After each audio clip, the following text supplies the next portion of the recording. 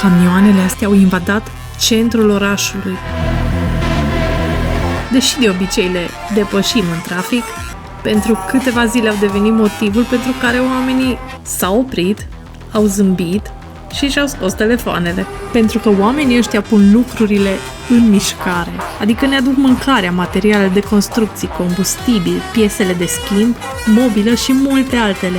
Dar dincolo de munca lor e ceva care merită apreciat. Creativitatea cu scop. Pentru noi, creativitatea nu înseamnă doar rezultatul final.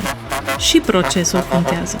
Iar oamenii ăștia au reușit să transforme procesul de a aduce marfa dintr-un loc în altul într-o adevărată plăcere de privit. Așa că data viitoare, când vezi un camion în trafic, poate îi faci cu mâna sau măcar îl privești puțin diferit.